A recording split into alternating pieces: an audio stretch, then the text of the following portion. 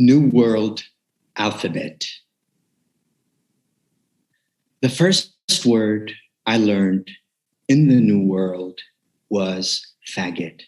It was autumn 1989, and I was groping my way through a new country and an all-boys boarding school. What little English I knew came from basic grammar classes in Ethiopia and American pop songs, some of which I transcribed from cassette tapes to ease the restlessness of rainy seasons. Already I was a quiet inward child, but in another country I became terrified of speaking. I'd panic when a teacher asked me to read aloud, or when I raised my hand to ask, "May I go urinate?" The kids would erupt into wild laughter at my strange expressions, at how I said za, zat, zis, therefore, unable to mouth their lisp. The tongue is hard to tame, language difficult to master. So when my new roommate, JR, called me faggot, I thought he meant maggot, a reasonable slur in the country from which I'd just immigrated. I said nothing to the boy. Silently, I cursed him back, "You's a faggot." I didn't know the label for it at 13, but by then, the desire for my own sex was instinct. And I had already been intimate with my boy mates in Addis Ababa, the rituals of boy bonding being different there. Like the grown men around us, we held hands and kissed on the cheeks, free to be sensual and easy to express tenderness in public. Alone, we burrowed ourselves into some nook to masturbate and grind together, and did so with little qualm and complete boyhood abandon. I remember the intoxicating smell of spit and cum on our hands, and the bits of a jingle we used to sing, "Balag Samuna, with the lather of Lux soap, to signify to ourselves our private pleasures. Bushti, faggot in Amharic, was not a compulsory term for kids my age. I knew it referred to an outlier, but one whose profile I couldn't really make out. I heard men in the streets exclaiming it regularly and exclusively at each other, and could sense that in their arsenal of invectives, it was the key unmanning term. Not to mention, everyone knew that Bushti was Colonel Mengistu's choice term for castigating foes and dissenters. We glean meaning from repetition. It took me little time to realize that faggot did not mean maggot, since it was the singular term against which by rote American boys defined themselves, and they used it wildly and pointedly to police difference. Lisps, limp wrists, dangling pinkies, arms akimbo, boys who wore tight pants who couldn't play ball, who switched, boys who were funny, sweet, fruity, queer, a homo, a fairy, a sissy, a girl, a bitch. Initially, bewildered by the fact that I was a fat kid from Ethiopia, the boys overlooked my sissy ways, and it turned out my place of origin alone was ample fodder for dining hall gags. What do you call a 5-ounce Ethiopian?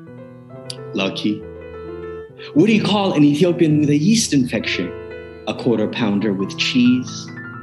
Why are Ethiopians starving? 'Cause Dag ate all the food. Their laughter baffled me when I didn't get the punchline. Since we used a different metric system, I didn't know what an ounce was or a 1/4 pounder, let alone one with cheese. When I got the joke, I laughed guardedly at its base humor and often out of humiliation. And as if hitting an air pocket, my heart stammered each time the humiliation came unexpected. huddled before the dorm TV when our reverie was shattered by ads like, "Did you know in Ethiopia meals each day? Please call now. Sponsorship is just $21 a month. That breaks down to 70 cents a day."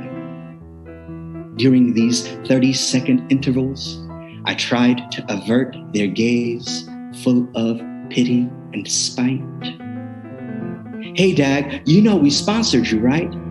Enveloped in shame, I sat still or walked out the room resentful of the bare life I saw on the screen. My roommate, JR, mercy on his soul, was relentless with his disses and quick to suss out my homo ways. JR was the first to call me faggot. Then he coined bitch lashes for my long eyelashes, which I trimmed to be inconspicuous. Then bitch fingers for my slender fingers, which were harder to alter. Persecution in the tongue of the persecuted, we spent the remainder of 1989 knocking down each other's country. He was from Puerto Rico. Our English is jockeying for position. He'd strike back, "At least I have a country." In the hush of night, though, we traded our chauvinism for furtive exploits and English for native tongues. "Coño," he'd sigh in my ear. "Conjo," I'd sigh back. Like me, the boys had marked JR. He was too sensual and kitsch for boys hatched in America. And despite how much he tried to be otherwise, he remained a kind of, both of us were desperate in our antics to pass. Once in the 9th grade, a year after we stopped rooming together, JR tried to out me as a preemptive defense. Cupped palm, "I got you right here." Somehow, he'd managed to record and isolate from my surreptitious moans from one of our frottage sessions, and was now keen to share it with others. "You're crazy," I thought, but bluffed and told him, "I don't care." Panic-stricken, the next day, I sneaked into his room, rummaging frantically through the pile of tapes by his boombox for the one bearing my voice. Luckily, I found the tape already queued up to muted sounds in Amharic, over which I swiftly dubbed, "Sing the name of the dead." I was taught to implore for their soul. JR, mercy on his soul, killed himself shortly after we graduated from high school. He parked his car on the side of a highway and, seized by something intractable, walked out into the flying.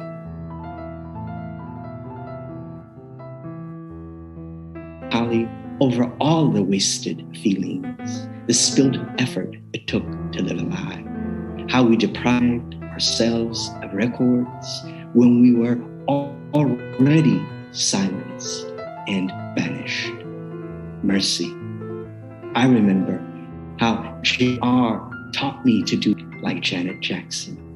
I remember his body's weight on mine, his sharp jawlines, his sweet, wayward breath, all the words he taught me.